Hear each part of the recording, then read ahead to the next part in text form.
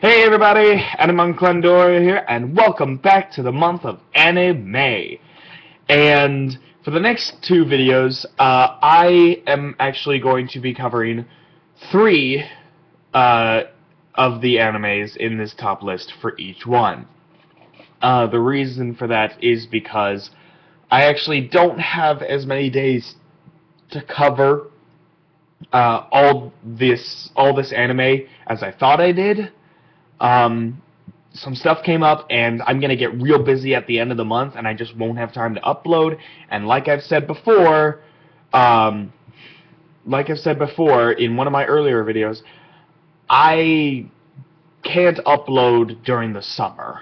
I won't have time to upload during the summer. Sad, yes, but hopefully I'll be able to come back in the fall. And I'll be able to upload a lot more videos for you guys then, hopefully. But yeah, so with that said, let's go ahead and jump right into this. Now, keep in mind that for these, from this point on, there may be some spoilers in these videos. There may be some spoilers about some of these animes in these videos. So, yeah, because at this point, I don't care if I'm spoiling anything. Because these are animes that I hate, and I would advise people not to watch. If spoiling some of it will get you to not watch it, then it's worth spoiling. So, with that said, number 10. Full Metal Alchemist. The original. Now, I know some people like Full Metal Alchemist. I know some people like the original anime, and I understand. I understand why you like it. It does have some good characters. It does have some good episodes. It does have some good animation, some good music. I totally get it. However, the only animes I can think of off the top of my head that I thought stood well on its own and didn't have to be tied to the manga in any way, and was still good as a 100% filler. The episodes off the top of my head that I could think of that were good like that were Full Metal vs. Flame, the two-parter about the fake Elric brothers, the Flame Alchemist, Bachelor Lieutenant, and Mystery of Warehouse 13, and lastly, the episode about the sinking city and the mysterious thief, Siren. Those 5 episodes I thought were done very well. I thought they were very good standalone episodes. However, they do not make up for the abundance of horrible episodes in this show. This anime has so many bad episodes. The timeline is so messed up, you never know if you're in a flashback or in present day or what. And they never explain when you're in a flashback or present day. You're just supposed to automatically know when all this takes place. And that got me so lost so many times. And they spend more, and even if you do figure it out, it'll just make you even more pissed off, because they spend more episodes in flashbacks than they do in present day. It's not until, like, halfway through Season 2. Yeah, there are 2 seasons. There are 2 seasons in this. The first season, 26 episodes. The second season, 25 episodes.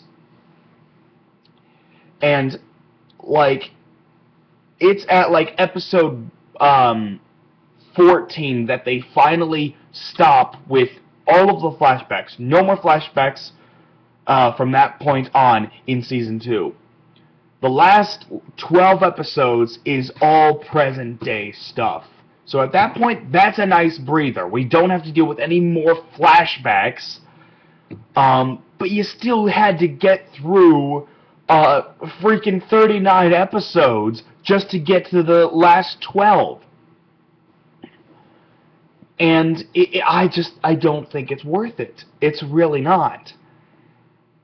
And two things that they changed that confused the hell out of me, even to this day, is apparently, okay, so human transmutation, that's forbidden. That is forbidden because humans cannot be brought back from the dead. That we know. This anime takes that and throws it out the window and says, nope, it can be done. Because Ed now tried to do it to their mom, and now she's a homunculus. For no fucking reason. There was no reason for her to betray her sons, but she did. And then there was also Wrath, who in Brotherhood and the manga was the Fuhrer. But no. In this one, the Fuhrer is Pride. No signs of his son anywhere. And instead, this kid, who ends up being Wrath, apparently he is the unborn child of Izumi Curtis. She tried to bring him back to life, and it failed. It didn't work, but actually, no, it did work, and he's just a total batshit insane loose cannon. I don't get it. Why would you say that it's impossible to do human transmutation? You just had 2 cases where it worked. You brought them back to life. Sure, they're homunculus, but you brought them back to life. So that rule against human transmutation is completely out the window. Anyone can do it. It's easy.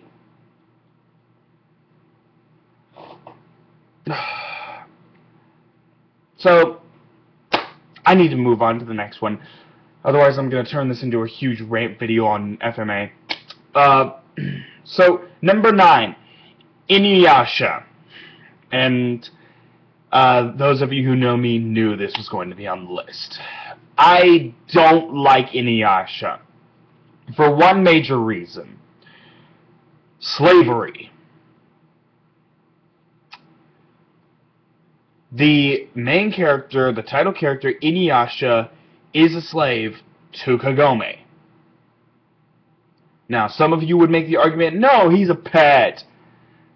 He's not an animal. He's part animal, but he is also human.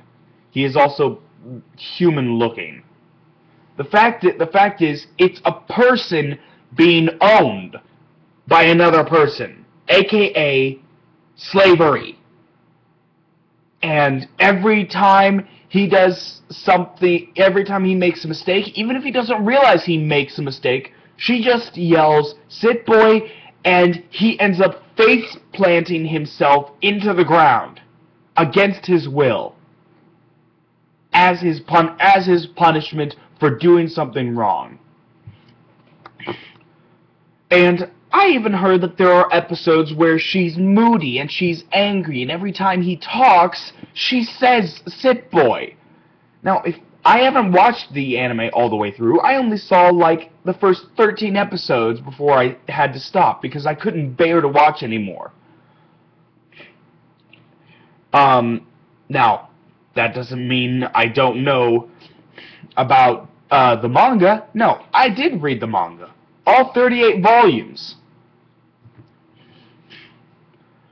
I read 38 volumes of the manga, and I still didn't like it. I still didn't like it. In fact, my hatred for it grew by the time I finished reading. And whether or not the anime follows that same path, I don't know, and frankly, I don't care. It's slavery. Call it whatever you want. It's slavery. She owns him.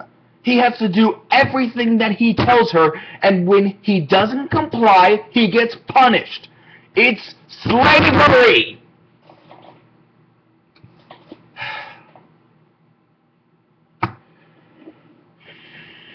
Number 8.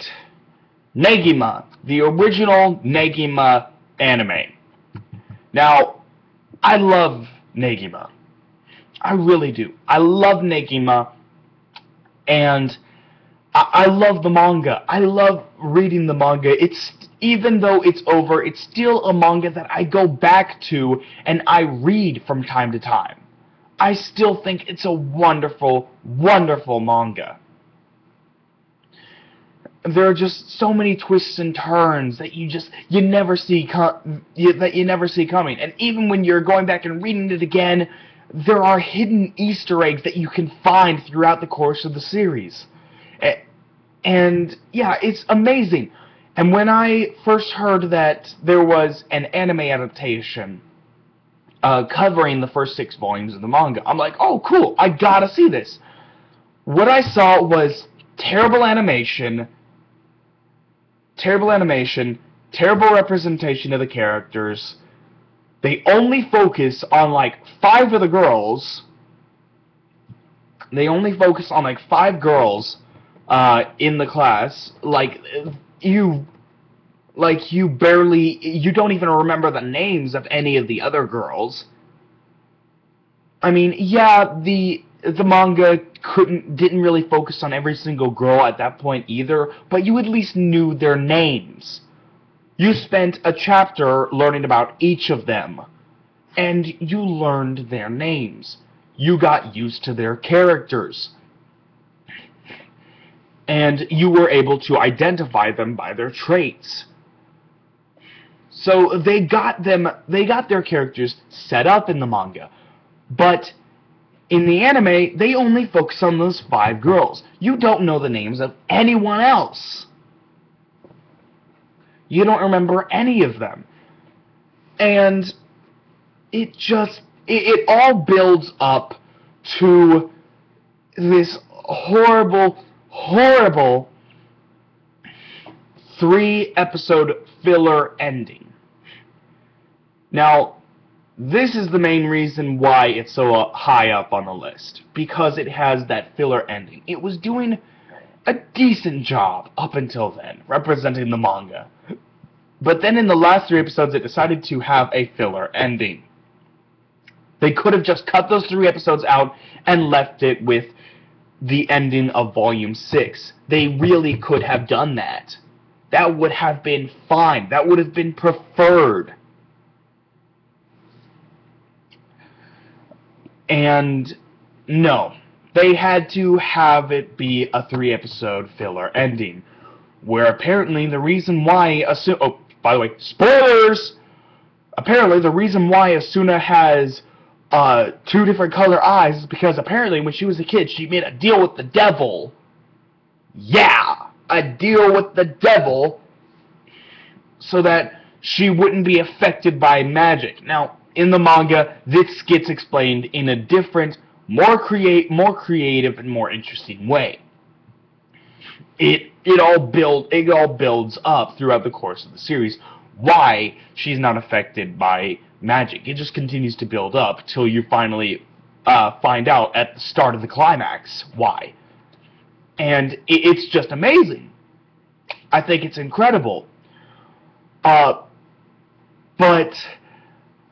oh my god, she ends up dying.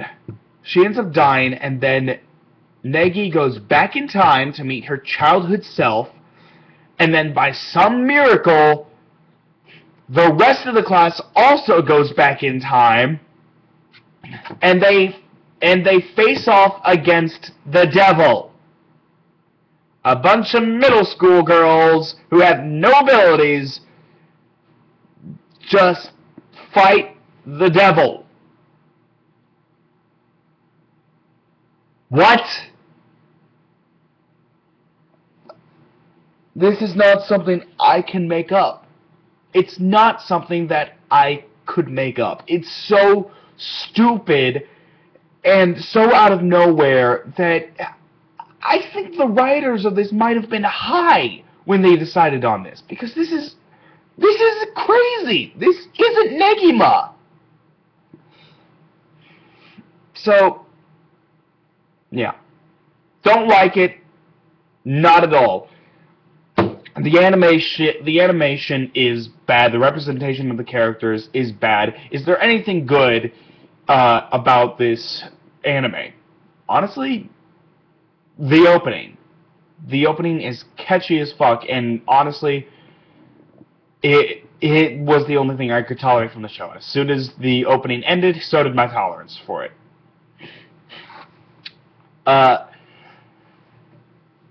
And yeah, but you don't have to go. You can look up the anime if you want. You can look up the opening if you want. But there's really no need, because they have the opening in the second series of Negima, which, if you're curious about, I covered in Season 1 of anime. And so yeah, so you can go look at that. You can go look at that, and yeah. Honestly, in my opinion, despite the fact that it's a filler anime, everything in it is completely filler, despite that fact, it's still better than this piece of shit. And until a good Negima anime comes along that actually covers canon shit from the manga, then I will always prefer the second anime over this one.